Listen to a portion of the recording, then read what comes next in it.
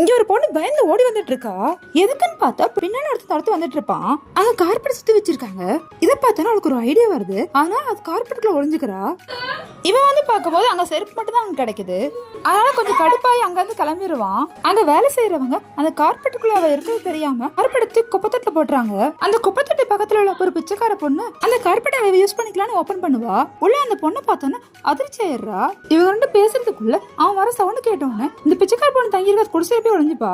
இவ்வளவு தேடி அவன் கரெக்டா அந்த இடத்துக்கு வந்துடுறான். இந்த பொண்ணை குடிசையில துரத்துறதுக்காக சட்டை போட்டு இழுக்கும் போது அப்பதான் அவன் உடம்புல உள்ள காயத்தை பாக்குறா. இங்க உள்ள என்ன பார்த்துட்டு இங்கதான் பக்கத்துல எங்க இருப்பா அப்படி தெரிஞ்சுக்கிறான். அங்க உள்ள எல்லா இடத்தையும் தேடிக்கிட்டு இருப்பான். அப்ப அங்க உள்ள குடிசையில இருந்து கால் தெரியுது. அது அவதான் நினைச்சு தரத்தரன்னு இழுக்கிறான். ஆனா அது அவ இல்ல, அந்த பிச்சைக்கார பொண்ணு. அந்த பொண்ணுட்ட நான் நிறைய பணம் தரேன், இங்க ஒரு பொண்ணு ஓடுறது பாத்தியா அப்படின்னு கேக்குறான். ஆனா அந்த பொண்ணு காட்டி கொடுக்க மாட்டா. அதனால இவனே அந்த குடிசை தேடி பார்க்க ஆரம்பிச்சிட்டான். இவன் டைவர்ட் பண்றதுக்காக குப்பத்தட்டுக்குள்ள ஒளிஞ்சிருக்கா அப்படின்னு போய் சொல்லிடுறா. இவன் குப்பத்தை தேடி பார்த்துட்டு இருக்கும்போது இவங்க ரெண்டும் சேர்ந்து குப்பை தொட்டிக்குள்ள தள்ளி விட்டுட்டு மூடி வச்சுட்டு ஓடி போயிருவாங்க. ஆனாலும் இவங்க ரெண்டுத்தையும் கண்டுபிடிச்சிடறான். லாஸ்டா சொல்றேன் என் கூட வந்துரு அப்படின்னு மிரட்டுறான். ஆனா அந்த பொண்ணு பயப்படுறதா இல்ல. அவங்கள குச்சி எடுத்துக்கிறா. இந்த குச்சி வச்சுட்டு என்ன ஒண்ணும் பண்ண முடியாது அப்படின்னு தெனாவட்டா பேசுவான். இந்த குச்சி வச்சு நான் ஒன்னும் அடிக்க போறது இல்ல அப்படின்னு அவன் பக்கத்துல உள்ள கார் கண்ணாடி அடிச்சிருவா. அந்த காரோட ஓனர் போலீஸ்க்கு போன் பண்ணிடுறான். உடனே இந்த பொண்ணு அந்த குச்சி தூக்கி அவன் மேல போட்டு அவன் மேல பழி போட்டுறா. அப்ப அங்க வந்து போலீஸ்காரங்க அவனை கைது பண்ணிட்டு போயிடுறாங்க. அந்த போலீஸ்காரன்ட்ட இவரோட பிரச்சனையும் சொல்றா.